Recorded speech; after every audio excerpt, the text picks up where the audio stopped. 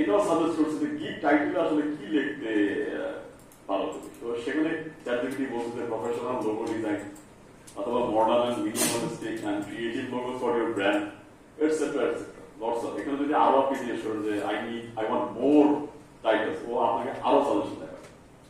So whatever makes fit for you, you can choose. Fit for your service, fit for your gig, up to you. আপনি যতটা বেশি, এখানে আপনার সৃজনশীলতা দেখানোর একটা জায়গা, আপনি আপনার গিগকে কতটা সাধারণ কিন্তু অসাধারণ ভাবে তুলে ধরতে চান, এখানে থেকে এখান থেকে আপনি একটা আইডিয়া দিতে পারেন।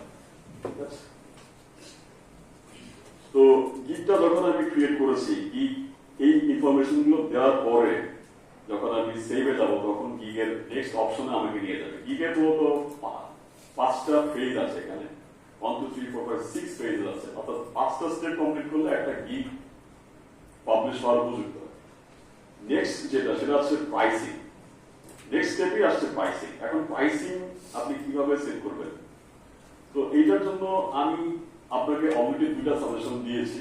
একটা হচ্ছে গিয়ে প্রাইসিং সেট করার সময় আপনি আপনার সিমিলার ধরনের সার্ভিস প্রোভাইড করে এইরকম গিগ গুলো ঘাটতে পারেন, যে একই ধরনের গিগ তারা দেয় এবং তাদের গিগ গুলো দেখায়, দেখে যে না তারা আসলে কত টাকা নেয়, তাদের আবার তাদের টাকা যত নেয় ততই আপনাকে নিতে হবে তাও। আপনাকে আপনার একটা স্ট্র্যাটেজি সেট করতে হবে যে আমার লোকেশন অনুযায়ী, আমার থাকার কষ্ট অনুযায়ী, আমার খরচ অনুযায়ী কত হলে আমার চল। কেউ যদি ইউএস থেকে $20 করে, তাহলে আপনার জন্য সেটা $10 বেশি না হওয়াই উচিত, কারণ এর চেয়ে বেশি আপনার জন্য প্রযোজ্য না। সেই ইউএস থেকে সার্ভিস প্রোভাইড করে, তার থাকার খরচ সবকিছু অনেক বেশি, কস্ট এন্ড এক্সপেন্সেস অনেক বেশি। আপনার হয়তো এত না, আপনার কম হলে চলে। তবে একটা সুযোগ যেটা, সেটা হচ্ছে গিয়ে সবসময় আপনার জন্য সবচেয়ে বেশি টাকা নেওয়ার সুযোগটা আছে। It depends on the level of quality. আপনি কি ধরনের কোয়ালিটি দিচ্ছেন ক্লায়েন্ট, ইট ম্যাটার্স। যে ইউএস থেকে দিচ্ছে সে যে সবচেয়ে ভালো কোয়ালিটির সার্ভিস দেয় তা কিন্তু না, হয়তো আপনি তার চেয়ে ভালো কোয়ালিটি দেন, তাহলে আপনি বেশি টাকা পাওয়ার অধিকার রাখতেই পারেন। আমি বলছিলাম যে বাংলাদেশে অনেক ফ্রিল্যান্সার আছে ইউএস এর চেয়ে বেশি আওয়ারলি থাকতে পারে, কারণ তার লেভেল অফ কোয়ালিটি বোঝা গেল অনেক বেশি। তারপরে আরেকটা ম্যাটার যেটা করে সেটা হচ্ছে আর্জেন্সি। ক্লায়েন্টের কাজটা কতটুকু জরুরি দরকার। যখনই এই কাজটা জরুরি দরকার হয়, যে না আমার কাজটা ইমিডিয়েটলি দরকার, which means যে ক্লায়েন্ট টাকা পয়সা নিয়ে আসছে, এটা সোর্ট অফ আপনাকে একটা সিগন্যাল দেয় যে ক্লায়েন্ট বলছে যে আমার কাজটা, আপনি সাধারণত দেখা যাচ্ছে 7 দিনে একটা সার্ভিস প্রোভাইড করেন, কিন্তু ক্লায়েন্ট বলছে যে না আমার আগামী 24 ঘন্টার মতো লাগে, which means ক্লায়েন্ট প্রস্তুতি নিয়ে আসছে যে তাকে সাধারণত কিছুটা বেশি পয়সা খরচ করতে হতে পারে, এবং আপনার তখনই সুযোগ ক্লায়েন্টের কাছ থেকে সবচেয়ে বেশি আদায় করে নেওয়া। কিন্তু সেলসের ক্ষেত্রে আমরা একটা বিষয় যেটা এজ এ ফ্রিল্যান্সার আমরা মাথায় রাখি, প্রথমে যে কথা বলে সে হেরে যায়। এজন্য আপনার উচিত হবে ক্লায়েন্টকে জিজ্ঞেস করা যে আপনার টাইমলাইন কত, কয়দিন সময় হাতে আছে এবং বাজেট আপনার কত টাকা। যখন ক্লায়েন্ট বলবে যে আমার এই কাজটা ইমার্জেন্সি দরকার অথবা টাইমলাইন তো সে বলেই দিল, তখন আপনি যেটা একটা জিজ্ঞেস করতে পারবেন আপনার বাজেট কত। সোর্ট অফ আপনি আইডিয়া দিলেন, তার কাছ থেকে যখন বাজেটটা শুনবেন আপনি একটা আইডিয়া করতে পারবেন যে তাইলে আমার আসলে কত চাওয়া উচিত। Sort of idea. ধরেন একটা কি একটা কাজের জন্য হয়তো $100 আপনি হইলে, $100 যদি আপনি আর্ন করেন আপনার হয়ে যায়, তখন একটা কি আপনার এক্সপেকটেশন যে আপনি $100 যদি আপনার আর্নিং হয় এই কাজ থেকে আমার হয়ে যাচ্ছে। আপনি ক্লায়েন্ট জিজ্ঞেস করলেন যে এটা কয়দিন সময় আছে এটা কাজটা করার। ক্লায়েন্ট বললো আমার আগে 24 ঘন্টার মতো লাগে। সাধারণত আপনি 7 ডেজে গিগের সার্ভিসটা প্রোভাইড করেন। তো তখন ক্লায়েন্টকে আপনি জিজ্ঞেস করলেন যে তাহলে আমার আপনার বাজেট কত, রোজ বাজেট। তো ক্লায়েন্ট বলছেন যে 150 আমার রোজ বাজেট, অথচ আপনি মনে মনে ধরে রাখছেন যে আপনার 100 মিলিং হয়ে যাবে, ক্লায়েন্টের কাছে 150 রেডি আছে, ঠিক আছে। তখন আমি যেটা করি, তখন আমি বলি যে আমার 200 আমি করে দিই, অথচ আমার 100 হয়ে যাবে। আমার স্যালারি কি আপনি ধরতে পারছেন? আমার হচ্ছে যত সব বেশি নেওয়া, এটাই আমার স্যালারি। 100 হলে হয়ে যায়, ক্লায়েন্টের কাছে বাজেট 150 আছে, আমি চাই 200। কেন 200? এটা আমার সুযোগ, দিস ইজ মাই অপরচুনিটি। কারণ ক্লায়েন্টের আর্জেন্ট কাজটা দরকার, আমি চেনা পরিচিত লোক, ক্লায়েন্ট জানে আমি কাজটা পারি, এই সুযোগটাকে আমি কাজে লাগাই, এটা হচ্ছে আমার অপরচুনিটি, ঠিক আছে। এই সুযোগটাকে আমি কাজে লাগাই। যখন আপনি দেখবেন আর্জেন্সি, তার মানে এই না যে তার বিপদ, বিপদের কাউকে ফেলে আমি টাকা দিতে যাচ্ছি না তা না, দে হ্যাভ দ্য মানি, তারা টাকা দেওয়ার জন্য আগ্রহী, কারণ তারা কাজটা জরুরি চায়। আপনার সুযোগ আছে, আপনি কাজে লাগান, এটা হচ্ছে কি আমার সেল। তো সেলস এর ক্ষেত্রে সাধারণত একটা টিপস আমি আপনাকে দিয়ে দিলাম যে ক্লায়েন্টকে আগে জিজ্ঞেস করুন যে আপনার হাতে সময় কয়দিন আছে এবং আপনার বাজেটটা আনুমানিক আসলে কত, তাহলে আপনি একটা আইডিয়া পাবেন। আপনি মনে মনে যা ধরে রাখছেন তার চেয়ে হয়তো দ্বিগুণ তিনগুণ হইতে পারে, তারই বলা তার চেয়েও বেশি নেওয়ার সুযোগ আপনার কাছে আছে, যেটা আমি বলে দিই। তো এইটা একটা টিপস যেটা আসলে অন দ্য বুক না, এটা প্রেজেন্টেশনও নাই, আমি আপনাদেরকে বলে দিলাম এই স্ট্র্যাটেজিটা আপনি কাজে লাগাইতে পারেন, ঠিক আছে। তো আমি এখানে গিগের ক্ষেত্রে আমি এখানে যদি আমি এটা এই যে ক্লিকটা দেখতে পাচ্ছি এটা যদি তুলে দিই, তাহলে আমি শুধুমাত্র এক ধরনের সার্ভিস এখান থেকে দিতে পারছি। কিন্তু যদি আমি ক্লিক করে দিই অর্থাৎ অফার প্যাকেজেস, আমি আমার এই সার্ভিসটা 3টা প্যাকেজে দিতে চাই, ঠিক আছে। 3টা প্যাকেজে আমি দিচ্ছি অলরেডি। একটা হচ্ছে basic package, non profit certification consultant, সেই ক্ষেত্রে এটা হচ্ছে গিয়ে, আচ্ছা এটা আমার গিগ স্পেসিফিক, তো আমি এটা খুব বেশি ব্যাখ্যা যাবো না, কিন্তু এইভাবে আপনি প্রত্যেকটা গিগের জন্য 3টা করে সার্ভিস প্যাকেজে অফার করতে পারেন। যেমনটা একদম এক্সাম্পল আমি দেখেছি, লোগো ডিজাইন আপনি চাইলে বেসিক, স্ট্যান্ডার্ড এবং প্রিমিয়াম প্যাকেজে দিতে পারেন, এটা একটা অপশন আপনার জন্য। তো যখন আপনি এটা দিবেন, তখন তারা জানতে চায় কত দিনে ডেলিভারি দিতে চায়। আমি এখানে ডেলিভারি ডেজ একটা ছোট্ট ডেসক্রিপশন দিয়েছি, এটা ওরা একটা ধারণা দিবে ক্লায়েন্টকে যে কি কাজটা এটা। হ্যাঁ, I will guide you through the initial steps to obtain key certifications for your non-profit. তোমার নন প্রফিট ব্যবসার জন্য যেই কাজগুলো করতে হয় সে সম্বন্ধে আমি আপনাকে একটা ধারণা দিব এবং সেই কাজগুলো আপনার হয়ে আমি করি, ঠিক আছে। এটা একটা অপশন, স্ট্যান্ডার্ড প্যাকেজ এবং প্রিমিয়াম প্যাকেজ, ঠিক আছে। তারপর তারা জানতে চাচ্ছে যে আমি ডেলিভারি কয় দিনে দিতে চাই, আমার যে 3টা সার্ভিস প্যাকেজ আমি বানাইলাম, আমি ডেলিভারিটা আমি কয় দিনে দিতে চাই। আমি 3টা অপশন দিচ্ছি, 2 দিনে ডেলিভারি দিব। প্রথম যে বেসিক প্যাকেজটা প্রিটি বেসিক, এটা চাইলে আপনি 4 দিন ব্যবহার করেও করতে পারেন, এজন্য আমি 2 দিন সময় দিচ্ছি, তাও 5 ডেজ ডেলিভারি এবং 7 ডেজ ডেলিভারি। এখন ডেলিভারির ক্ষেত্রে একটা কনসার্ন, যেটা একটা টিপস আমি এখানে আপনাকে দিতে চাই, আসলে আমার অভিজ্ঞতাই শেয়ার করা এগুলো, কারণ আমার লং টার্ম আপনার ফর দ্য লাস্ট 5 ইয়ার্স আমি ফ্রিল্যান্সিং করছি।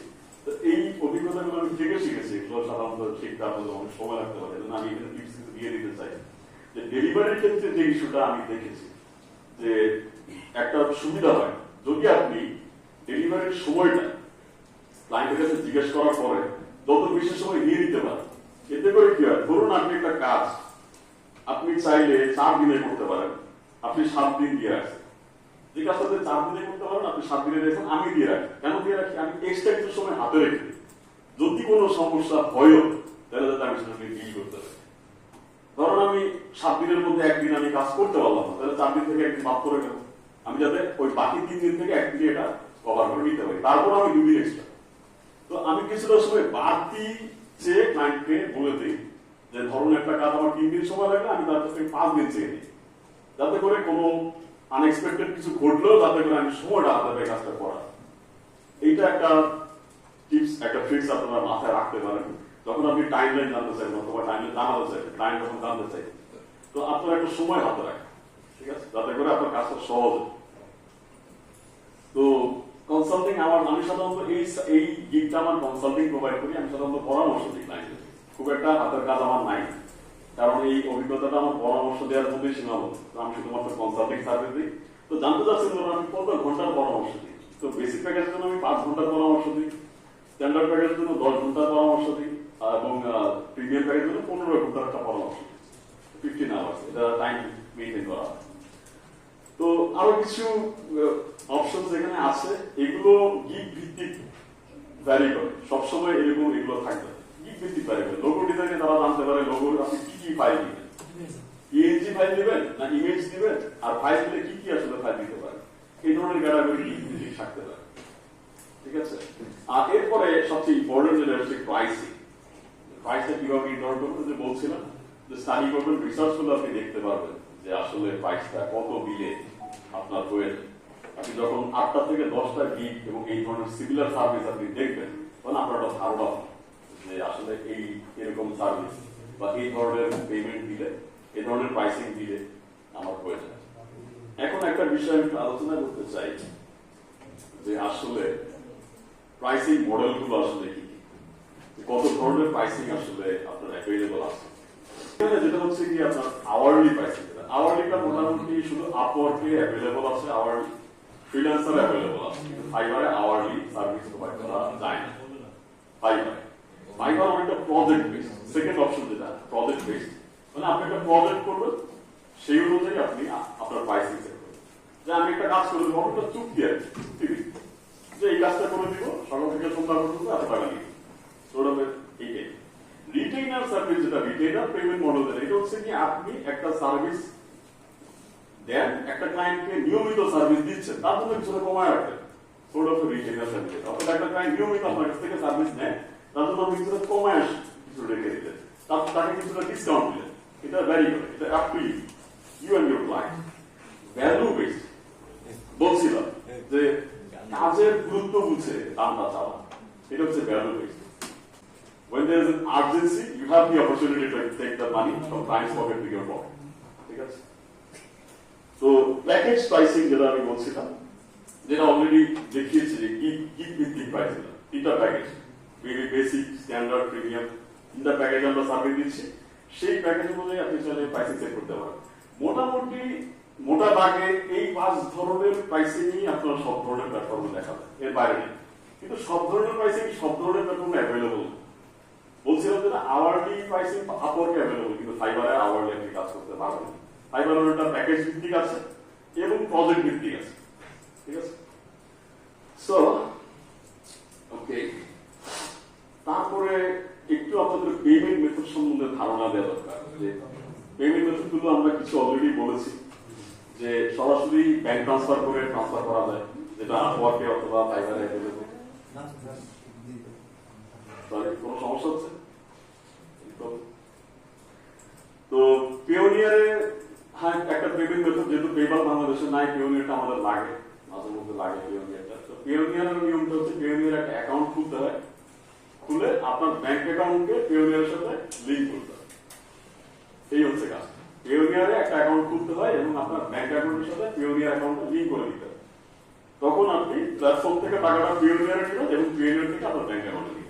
কিন্তু আপওয়ার্ক কি করে, সরাসরি আপনার ব্যাংকে ট্রান্সফার করতে পারে। আপওয়ার্ক এই ব্যাপারে একটু এক্সপার্ট। আপওয়ার্ক সরাসরি আপনাকে ব্যাংকে টাকা পাঠাতে পারে এবং আরো কয়েকটা মাধ্যম আছে, এটা আপনার ক্লায়েন্টের উপর নির্ভর করে। ধরুন আপনি কোনো ক্লায়েন্টের সাথে কথা বললে আপনি বললেন যে আচ্ছা আমাকে তো ফাইবার কমিশন রাখে কাজ করার, আপনি আমাকে সরাসরি দেন, তাহলে আমার কমিশন টাকা রাখে। এটা আপনার উপর ক্লায়েন্টের। ধরেন আপনার ক্লায়েন্ট অনেক বিশ্বস্ত, দীর্ঘদিন ধরে আপনার কাজ, আপনার সাথে সম্পর্কিত কাজ করায়, তাহলে আপনি তার সাথে কথা বলে আপনি মেবি ওয়েস্টার্ন ইউনিয়ন, মানিকগ্রাম অথবা আপনি পিওনিয়ারের থ্রুতে আনতে পারেন। তো এরকম অনেকগুলো অপশন আছে যেগুলো আপনি ক্লায়েন্টের টাকাটা আপনি আপনাদের জানতে পারেন, কিছু ওয়ে দেন টাকাটা আনা। তো এগুলো একটা অপশন।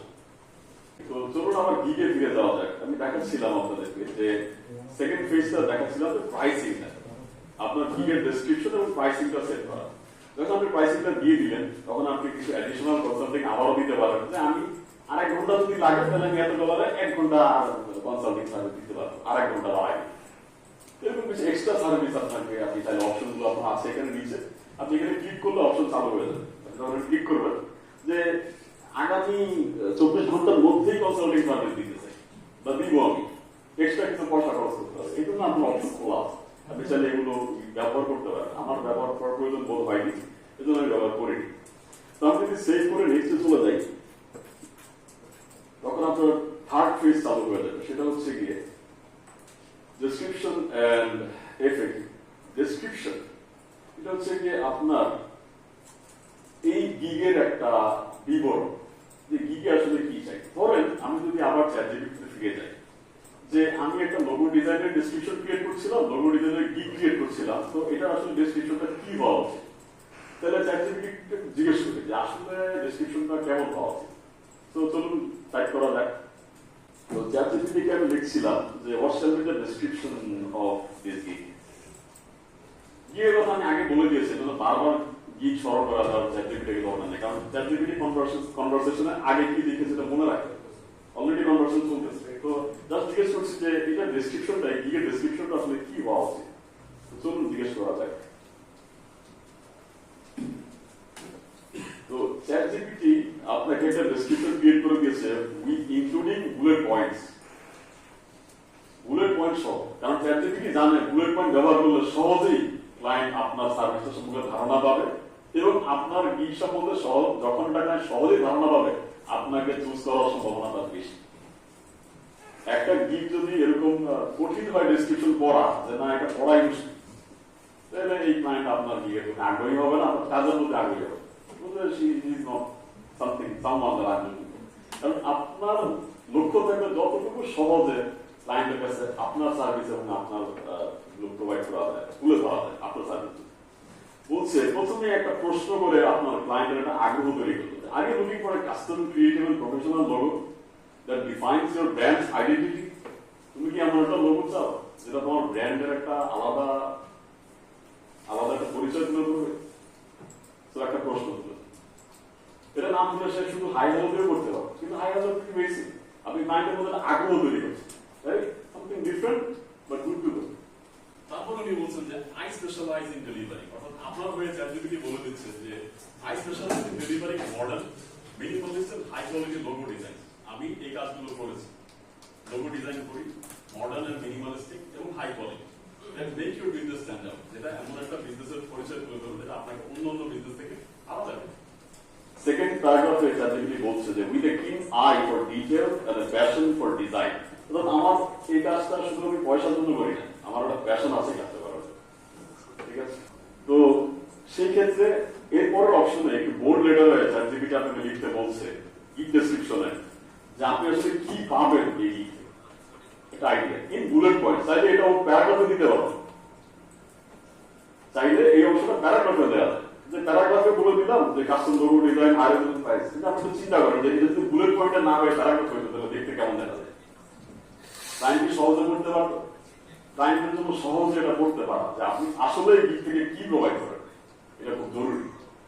তাইলে যদি উপরটুকু ক্লায়েন্ট নাও করে নিচে এইটুকু দেখলে বুঝতে পারবে যে আপনার আসলে গিগটা কি দেয়, ঠিক আছে? এটা খুব ইম্পর্টেন্ট। তো কাস্টম লোগো ডিজাইন এটা আপনি দিচ্ছেন, হাই রেজলিউশন ফাইল আপনি ক্লায়েন্টকে দিবেন। একটা লোগো যখন ডিজাইন করা শেষ হলো সেই ক্লায়েন্টকে আপনি একটা লোগো, একটা হাই রেজলিউশন লোগো আপনি ক্লায়েন্টকে দিয়ে দিবেন। Unique and creative concept choose from, অর্থাৎ আপনি যে স্যাম্পল গুলো দিবেন এগুলো ইউনিক এবং ক্রিয়েটিভ হবে, এগুলো হয়তো অন্য কোথাও পাওয়া যাচ্ছে না বা রেয়ারলি খুঁজে পাওয়া যাচ্ছে। আগে তিনটা কনসেপ্ট দিবেন, দুটা কনসেপ্ট দিচ্ছেন, আপনি অপশন দিচ্ছেন, সেখান থেকে চুজ করতে পারছেন, এটা একটা সুবিধা। তো রিভিশনস দিচ্ছেন আপনি, revisions to refine and design until you are 100% satisfied. তো transparent background and mock up presentations, transparent background যেটা হচ্ছে কি ব্যাকগ্রাউন্ডটা যাতে হোয়াইট থাকে অথবা এমন একটা ব্যাকগ্রাউন্ড থাকে যাতে করে আপনার লোগোটাকে যে কোনো জায়গায় সেট করলে পিছনের ব্যাকগ্রাউন্ড যাতে কনফ্লিক্ট না করে, সেরকম একটা background. Optional social media feed and brand guidelines, কিছু কথাবার্তা দিয়ে বলে দিব যে কোথায় এই লোগোটা আপনি ব্যবহার করবেন, কিভাবে ব্যবহার করলে, কোথায় কোথায় ব্র্যান্ডিং করলে, কিভাবে ব্র্যান্ডিং করলে আপনার এই ব্র্যান্ডটা সব জায়গায় ফুটে উঠবে। এই সাজেশন গুলো চ্যাটজিপিটি আপনাকে দিচ্ছে। এখন এটা নিয়ে আপনি একটু খেলা করেন, এটাকে একটু বাড়ান কমান, আপনার নিয়ে অনুযায়ী আপনি নিজের ক্রিয়েটিভিটি দরকার আরো কিছু কমাইতে যোগ করতে পারেন, আরো কিছু কমাইতে পারেন। চ্যাটজিপিটিকে আরো কিছু জিজ্ঞেস করতে পারেন যে এই যে হোয়াট ইউ উইল গেট অপশনটাকে আরো কিভাবে ইফেক্টিভ করা যায়, তখন চ্যাটজিপিটি আরো কিছু অপশন আছে, because he has no limits, যত চাইবেন ততই দিন। কিন্তু এইটুকু নলেজ গেইন করতে আপনাকে যদি আপনি সার্চ করেন আপনাকে অনেক সার্চ। তো এখানে আবার সেই প্যাকেজেস গুলো আপনি সিম্পলিফাই করে দিচ্ছে এখানে দেওয়ার জন্য, যাতে করে কেউ যদি আপনার প্যাকেজ সম্পর্কটা নাও দেখে অন্তত আপনার ডেসক্রিপশনে গিয়ে যদি যাতে এই ধারণা পায়। বেসিক প্যাকেজে আপনি এটুকু দিচ্ছেন, একটা কনসেপ্ট, স্ট্যান্ডার্ড প্যাকেজে দুটা কনসেপ্ট দিচ্ছেন এবং প্রিমিয়াম প্যাকেজে আপনি তিনটা কনসেপ্ট দিচ্ছেন। গিগ ডেসক্রিপশনটা আমি আপনাদের বর্ণনা করেছি। এইখানে যে গিগ ডেসক্রিপশনটা এটা আমি আমার গিগ অনুযায়ী দিয়েছি, এটা আপনাকে একটা স্যাম্পল দেখালাম। এটা আমি ডেসক্রিপশন, এটা আমি ডেসক্রাইব করার প্রয়োজন বোধ করছিলাম আউট অফ দ্য টপিক। নিচে যখন আমি যাব তখন এখানে একটা অপশন আছে ফ্রিকুয়েন্টলি আস্কড কোয়েশ্চেনস। ক্লায়েন্টের মনে আপনার গিগটা দেখে কি ধরনের প্রশ্নের সঞ্চার হতে পারে, এইটাও যদি আমি চ্যাটজিপিটি কে জিজ্ঞেস করি যে what can be the FAQs for this gig, let's ask.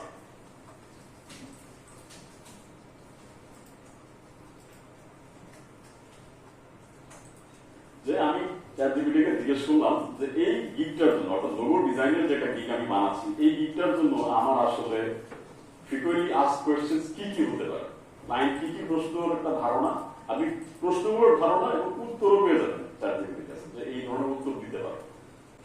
তো এই যে যেমন what do you need starting on my logo? এই প্রশ্নটা প্রায় ক্লায়েন্টের থাকতে পারে, আমার কাছ থেকে তোমার কি লাগবে লোগোটা বানাইতে, থাকতে পারে না? প্রতি ক্লায়েন্টের জিজ্ঞেস করবে, ধরেন ক্লায়েন্ট আসলে যে আমার লোগো বানানো দরকার, আমার কিছু নাই, আমার কাছ থেকে তোমার কি দরকার?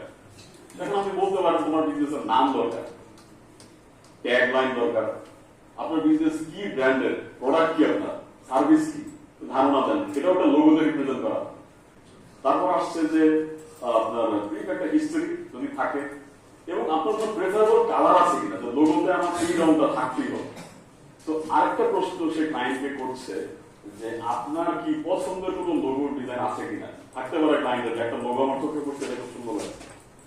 এই প্রশ্নটা করে আপনি একটা ধারণা পাবেন যে ক্লায়েন্টের আসলে প্রেফারেন্স নেই, কেমন কাজের কোয়ালিটি ক্লায়েন্ট খুঁজতেছে, এই ধারণাটা আপনার জন্য জরুরি, যে আসলে ক্লায়েন্ট কেমন ডেলিভারেবলস এক্সপেক্ট করে, একটা ধারণা।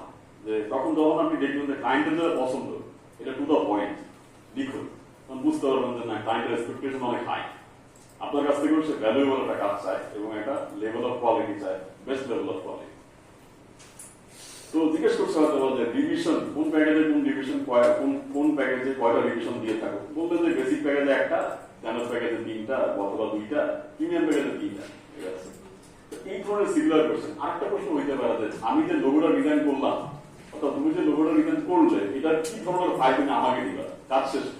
এটা একটা বেসিক কোশ্চেন প্রত্যেকটা লোগো ডিজাইনার ফেস করে, যে লোগো ডিজাইন শেষ করে আমি কি পাবো, আমি কোন ধরনের ফাইল পাবো, লোগো তো পাবোই বলতাম, ফাইল কোন ধরনের পাবো হতে পারে। তো সাধারণত যে ধরনের ফাইলে লোগো পাওয়া যায় হচ্ছে পিএনজি এবং জেপিজি, এই ধরনের ফাইলে পাওয়া যায়। আরো কিছু টাইপ আছে, এসভিজি, এআই, ইপিএস, এগুলো ফলো করে বলতে পারে। তো মোটামুটি আরো কিছু কোয়েশ্চেন্স অলরেডি জেনারেট করে দিচ্ছে, আপনি চাইলে এখান থেকে উত্তর ব্যবহার করতে পারেন, চাইলে এর চেয়ে ভালো উত্তর আপনি নিজের কাছে থাকতে পারেন, সেগুলো আপনি ব্যবহার করতে পারেন। ঠিক আছে, ফিল ফ্রি। তো এই যে একটা পার্ট বাই পার্ট, এর পরের যে আমি এখানে আমার ইয়ে অনুযায়ী, আমার গিগের প্রয়োজন অনুযায়ী কিছু কোয়েশ্চেন সেট করেছি এবং সেই অনুযায়ী উত্তরগুলো দিয়েছি। যদি ক্লিক করবো আপনি উত্তরগুলো দেখতে পাবেন, এখানে আমি কিছু উত্তর সেট করেছি, এগুলো আপডেট করা যায়, এডিট করা যায়, আপনি চাইলে এখানে ইনক্লুড করতে পারেন, তারপরে আবার এগুলো আপনার প্রয়োজন অনুযায়ী সময়ে সময় আপনি এডিট করে করতে পারেন। এগুলো নট ফিক্স যে একবার দিলাম তার মানে হয়ে গেল তা। এর পরের অপশনটা যেটা হচ্ছে রিকোয়ারমেন্টস, অর্থাৎ এই অপশনটা স্পেসিফিক্যালি বলে দিচ্ছে ক্লায়েন্টের কাছ থেকে আপনি কি চান, কোন ফাইলটা না হইলে আপনি কাজ শুরু করতে পারবেন। কিছু এমন কাজ আছে যেগুলো না হলে আপনি কাজই শুরু করতে পারবেন। হয়তো লোগো ডিজাইনে দরকার পড়বে না, লোগো ডিজাইনে হয়তো আপনাকে একটা রং বলে দিতে আপনি একটা ডিজাইন দাঁড় করাবেন, কিন্তু এমন কিছু কাজ, এমন কিছু গিগে থাকতে পারে যে এইটা ক্লায়েন্টের কাছ থেকে না পাইলে আমি কাজই করতে পারবো। আমার এই গিগটা অনেকটা সেরকম গিগ, আমি সেই জন্য ক্লায়েন্টের কাছ থেকে কিছু ইনফরমেশন আমি চেয়ে এখান থেকে নিব এবং নিয়েছি। এটা আপনি দেখতে পাচ্ছেন এখানে কিছু information, long list of free text অথবা অ্যাটাচমেন্টে। এখন ইনফরমেশন গুলো ক্লায়েন্ট কিভাবে দিবে সেটা আপনি নির্ধারণ করে দিবেন। ক্লায়েন্টকে শুধু লিখে দিবে নাকি না অ্যাটাচমেন্ট ব্যবহার করে দিবে, ট্যাগ করে, এটা আপনি চুজ করতে পারবেন। কিভাবে চুজ করতে পারবেন, আমি যদি এখানে ক্লিক করি যে এডিট, আমি একটা অপশন আপনাকে দেখাই, এডিটে ক্লিক করলাম। এডিটে আমি এখানে একটা ডিটেলস লিখে দিয়েছি যে আপনার কি কি সার্টিফিকেশন লাগবে এটা আমাকে আগে জানাবেন।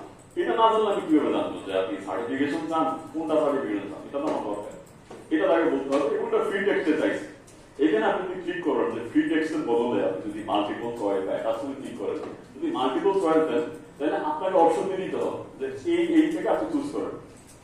আর যদি অ্যাটাচমেন্ট করেন তাহলে আপনাকে কোন একটা ক্লায়েন্ট ফাইল অ্যাটাচ করে দিবে, যে অ্যাটাচমেন্ট অনুযায়ী এই যে নাও তুমি যেটা চাইছে একটা ডকুমেন্ট, এই যে অ্যাটাচ করে দিলাম, একটা লাইসেন্স, মেবি একটা ইনফরমেশন, মেবি আমার কোম্পানির একটা ব্রোচার, মেবি একটা ক্যাপাবিলিটি স্টেটমেন্ট, মেবি একটা স্যাম্পল লোগোই আমি এটা অ্যাটাচ করে দিলাম। এটা ক্লায়েন্ট দিচ্ছে, আপনি কোশ্চেন সেট করে দিচ্ছেন যে আপনার কি দরকার এবং ক্লায়েন্ট সেই অনুযায়ী আপনাকে উত্তর দিচ্ছে। কারণ কিছু গিগ আপনি পাবেন যেটা আপনি ক্লায়েন্টের কাছ থেকে ইনফরমেশন ছাড়া আপনার পক্ষে সম্ভব না। এবং একটা ভুল যেটা প্রায় ফ্রিল্যান্সাররা করে সচরাচর, যেটা হচ্ছে গিয়ে কাজ ক্লায়েন্ট চায়, ফ্রিল্যান্সার করে জমা দিয়ে দেয়, মাঝখানে ক্লায়েন্টের সাথে কোনো কমিউনিকেশন করো না, যোগাযোগ করো না, জমা দেওয়ার পরে ক্লায়েন্ট বলে আমার এই কাজটা পছন্দ হয়নি, তখন আপনি কি করবেন? আপনি যে শ্রমটা দিলেন, এর সময়টা দিলেন, পরিশ্রম করলেন এবং আপনি একটা ভালো কাজও করছেন, ক্লায়েন্ট বললো আমার পছন্দ হয়নি, আপনি কি করবেন? আপনার কিছু করার আছে? এখানে ভুল কোথায় গেছে? ভুল হয়েছে কমিউনিকেশন, ভুল হয়েছে যোগাযোগ। আপনি তার সাথে কমিউনিকেট করে কাজটা করেন না, আপনি আপনার মন মতো করছেন, আপনার খুশি মতো আপনি করছেন, অসাধারণ কাজ করছেন, কিন্তু ক্লায়েন্টের রিকোয়ারমেন্টস অনুযায়ী হয়নি। এই ক্ষেত্রে আপনার এইখানে একটা ঘাটতি রয়ে গেছে। তো এই ধরনের কাজ আপনি অসাধারণ করলেও লাভ হবে। ক্লায়েন্টের সাথে আলোচনা করে কাজটা আগায় নিতে হবে, যে আমি কিন্তু এইটুকু করতেছি, আমি কিন্তু এইখানে আছি, আমি কিন্তু এই স্টেপে আছি, দেখেন এটা এরকম ঠিক আছে কিনা, না থাকলে আগে থেকেই বলেন, কারণ শেষে গিয়ে আমি আবার ঠিক করতে পারবো না। অনেকগুলো কাজ আছে আপনি বিল্ডিং করার পরে করে ফেলছেন, তখন মাঝখানে ক্লায়েন্ট এসে বলবো না এখান থেকে পিলার সব সরাইতে হবে, তার মানে বিল্ডিং পুরোটা লাগাবে।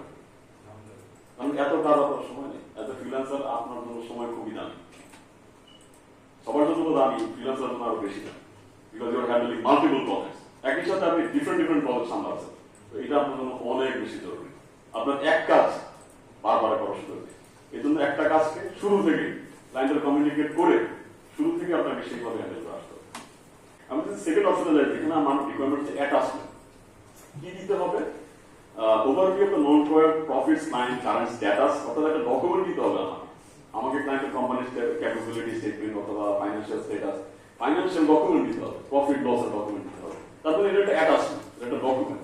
ক্লায়েন্ট তো আপনাকে প্রফিট লসের হিসাব লিখে দিবে না, তারপরে অ্যাটাচমেন্ট করে দিবে। এটা মাল্টিপল চয়েস না, আপনি এখানে অপশন দিলে লাভ নেই, কারণ অপশন দিলে আপনি কি জানতে পারবেন? প্রফিট আর লস অপশন, আমার প্রফিট হয় নাকি লস হয় কিছু জানতে পারবেন। একটা ডকুমেন্ট দিলে সেই ডকুমেন্ট দেখে আপনি বুঝতে পারবেন যে না ক্লায়েন্টের প্রফিট হয় না লস, এটা ডকুমেন্ট থেকে পাওয়া। তার মানে এটা অ্যাটাচমেন্ট। কি ধরনের তথ্য যাচ্ছে আপনার মাথায় থাকতে হবে, যে আমি যে উত্তরটা ক্লায়েন্টের কাছে যাচ্ছে সেই উত্তরটা কি ধরনের, সেটা কি শুধু টেক্সট কিছু লিখে দিলে হয়ে যাবে, নাকি না এটা কি মাল্টিপল চয়েস উত্তর, যে না অপশন সিলেক্ট করলে হয়ে যাবে, নাকি না আমার একটা অ্যাটাচমেন্ট যেটা আমার সাথে অ্যাড করে দিতে হবে। এইটা আপনাকে ডিসাইড করতে হবে। এটার কোনো স্পেসিফিক উত্তর নেই, এটা এটাই হবে, এরকম কিছু নেই। তো আপনি যখন সেট করে ফেললেন যে না আমার এই কোশ্চেন গুলো আমি দিব, এই তথ্যগুলো ক্লায়েন্টের কাছে আমার দরকার, এটা না হলে আমার হবে না, এটা এই অপশন গুলো একটা ব্যাপার হচ্ছে কি চাইলে এগুলোকে আপনি রিকোয়ার্ড করে দিতে পারেন, যে এটা বাধ্যতামূলক। এই যে আপনি অপশনটা কোনায় দেখছেন যে একটা ক্লিক মার্ক আছে রিকোয়ার্ড ক্লিক ছিল, তার মানে এই উত্তরটা দেওয়া ছাড়া এই প্রজেক্টটা এই অর্ডারটা দিতে পারবে না। তার মানে এটা তার জন্য আপনি বাধ্যতামূলক করে দিলেন যে এই অর্ডারটা প্লেস করতে গেলে তাকে এই তথ্যগুলো দিয়ে তারপরে প্লেস করতে হবে। এটা একটা রিকোয়ার্ড কন্টেন্ট। প্রত্যেকটা অপশনে আপনি এইভাবে একটা অপশন পাবেন, এরকম একটা অপশন পাবেন যে রিকোয়ার্ড কিনা, অর্থাৎ তারা জিজ্ঞেস করছে যে এই তুমি যে ইনফরমেশনটা চাইছো ক্লায়েন্টের কাছে এটা কি তোমার জন্য বাধ্যতামূলক নাকি না হলেও চলে। কোনোটা আছে অপশনাল, আপনি যদি এখানে রিকোয়ার্ডটা তুলে দেন তাহলে এটা অপশনাল হয়ে যাবে, মানে ক্লায়েন্ট চাইলে এই ইনফরমেশন দেওয়ার ছাড়াও আপনাকে অর্ডারটা প্লেস করতে পারে। ক্লায়েন্ট চাইলে এই ইনফরমেশনটা না দিয়েও আপনার অর্ডারটা প্লেস করতে পারে। এটা ফাইবার আলাদা, যদি আপনি রিকোয়ার্ড দিয়ে দেন ফাইবার ক্লায়েন্টকে অ্যালাউই করবে না অর্ডার প্লেস করা। তো তারপর আমরা চলে যাচ্ছি যে অ্যাডভান্স সেটিংস, যে অ্যাডভান্স সেটিংস আসলে কি গুলো, কোড অপশন। তো অ্যাডভান্স সেটিংস এর ক্ষেত্রে আমরা দেখতে পাচ্ছি যে select how customers can order your service, instant order আর রিকোয়েস্ট ফর অর্ডার। এই ব্যাপারটা এই অপশনটা এটা আমি দেখতে পাচ্ছি মনে হয় 15 দিন এর আগে আমি অপশনটা দেখি, এটা রিসেন্টলি একটা ফিচার যেটা ফাইবার অ্যাড করেছে, যে ফাইবার কি মানে ক্লায়েন্টরা কি সরাসরি তোমার অর্ডার করতে পারবে নাকি না তোমাকে আগে রিকোয়েস্ট করবে যে অর্ডার দিব কিনা, তারপরে তুমি যখন অ্যালাউ করবো তখন তার অর্ডার করবে। এটা খুব রিসেন্ট একটা ফিচার, এটা আগে ফাইবারে ছিল না, এটা প্রিটি রিসেন্টলি অ্যাড হয়েছে। তো প্রিটি থ্যাঙ্কফুল যে আপনাদের এটা দেখাতে পারলাম, বিকজ কারণ কাস্টমার বলে দিচ্ছে সরাসরি ব্যাখ্যা যে customer instantly order your service, আপনি কি অ্যালাউ করবেন যে কাস্টমার সরাসরি আপনার অর্ডার প্লেস করবে, নাকি না customer must request to order your service, আগে আপনাকে রিকোয়েস্ট করবে তারপর আপনি যদি অ্যালাউ করেন তাইলে সার্ভিস অর্ডার করবেন। মানে এটা ফ্রিল্যান্সারদের একটা ওরা একটা বিশেষ করে দিল, একটা ফ্রিডম করে দিল। কারণ অনেক সময় ক্লায়েন্টরা আছে যে অর্ডার প্লেস করে বসে, কিন্তু ক্লায়েন্ট আসলে নিজেই জানা না সে কি চায়। এই ক্ষেত্রে ফ্রিল্যান্সারদের ক্ষতি হয়ে যায়। কিভাবে ক্ষতি হয়ে যায়? ধরেন একটা ক্লায়েন্ট, আমার গিগের ক্ষেত্রে যেটা হয় যে আমার এমন অনেক গিগ আছে যেটা ক্লায়েন্টকে খুব স্পেসিফিক থাকতে হয়, যে ক্লায়েন্ট কি চায় এবং তার কাছে কিছু তথ্য থাকতে হয়, কিছু ডকুমেন্টও থাকতে হয়, যেমন প্রফিট লস স্টেটমেন্ট থাকতে হয়, তার বিজনেস ক্যাপাবিলিটি স্টেটমেন্ট থাকতে হয়, এগুলো থাকতে হয়, বিজনেস মাস্ট আমার গিগের জন্য। অনেক ক্লায়েন্ট এগুলো না থেকে অর্ডার প্লেস করে দেয়, যে এগুলো নাই, রেডি না, কিছুই জানি না, কি চাই তাও জানি, অর্ডার প্লেস করে দিলাম, তারপরে ক্যান্সেল করে দিলাম, তখন আমার এজ এ ফ্রিল্যান্সার তখন আমার প্রোফাইলের র্যাঙ্কিং কমে যায়। কারণ অ্যালগোরিদম বুঝে না যে কি কারণে আসলে ক্যান্সেল হয়েছে, অ্যালগোরিদম বুঝে ক্যান্সেল হয়েছে। অ্যালগোরিদমের এত কিছু জানা দরকার নাই যে ক্লায়েন্টের কাছে ছিল না, এটা কি ক্লায়েন্ট আদৌ এনশিওর করবে কিনা, এইটা এখন একটা অপশন হয়েছে, এটা আমাদের জন্য ভালো হয়েছে। এজ এ ফ্রিল্যান্সার আপনাদের একটা প্রোটেকশন দিচ্ছে ফাইবার, যে আগে আপনি রিকোয়েস্ট করবেন, যে তোমার কাছে যখন রিকোয়েস্ট করবে তখন এগুলো জিজ্ঞেস করতে পারবেন ক্লায়েন্ট তোমার কাছে কি তাহলে এই ইনফরমেশন গুলো আছে কিনা, যেগুলো আমার অর্ডারের জন্য এজ এ ভেন্ডর, যদি থাকে তাহলে you are requested to order, যদি না থাকে then I will request you not to proceed, যে না অর্ডার করলেই ভালো হয়। আপনি আগে এগুলো রেডি করেন, এই তথ্যগুলো জোগাড় করেন, এই ডকুমেন্টস গুলো রেডি করেন, তারপর আমার অর্ডার প্লেস করেন। এটা একটা ফ্রিল্যান্সারের জন্য একটা গুড পয়েন্ট, কারণ এটা আমার জন্য ভালো হয়েছে। এখানে আরেকটা অপশন তারা ফ্রিল্যান্সারদের জন্য অ্যাড করেছে, এটাও নতুন, এটাও গত 15 দিন আগেও আমি দেখি নাই। হাইলাইটেড রিভিউজ, অর্থাৎ আপনি যেসব ফিডব্যাক পেয়েছেন ক্লায়েন্টদের কাছ থেকে, এগুলো আপনি কিভাবে দেখাতে চান, নির্দিষ্ট কিছু ফিডব্যাক কি সামনে দেখাতে চান, নাকি না ফাইবার যেটা চয়েস করবে সেটাই দেখাতে পারে। অর্থাৎ ফাইবারের একটা অ্যালগোরিদম আছে, ফাইবার অটোমেটিক্যালি সেভাবে দেখায়। সাধারণত ফাইবার যেভাবে দেখায় সেটা হচ্ছে কি, যেটা সবচেয়ে রিসেন্ট সেটাকে উপরে দেখায়, তারপরে নিচের উপরে দেখায়, অর্থাৎ সবচেয়ে নতুন থেকে পুরনো, এইভাবে ফাইবার এটা সিনক্রোনাইজ করে। আপনি যদি চুজ করতে চান যে না আমি ওই আগের একটা রিভিউ যেটা আমার খুব ভালো, এইটাকে আমি আগে দেখাতে চাই, এইটা আপনাকে একটা সুযোগ ফাইবার করে দিচ্ছে। রিসেন্ট রিভিউ নেগেটিভ হইতে পারে, এটা দেখে হয়তো আপনার 2-4টা ক্লায়েন্ট হারিয়ে যেতে পারে, বিকজ একটা রেটিং আপনার প্রোফাইলে as a freelancer makes big impact. ঠিক আছে, সুতরাং আপনি এখন you have the freedom to choose যে আপনি কোন রিভিউটা আপনি উপরে তুলে দিতে চান, যাতে ওই রিভিউটা দেখলে হয়তো আপনার ব্যাড লাগ, আপনি একটা প্রজেক্ট খারাপ হওয়ার কারণে আপনি একটা ব্যাড ফিডব্যাক পেতে পারেন, তার মানে এই না যে আপনি খারাপ ফিডব্যাক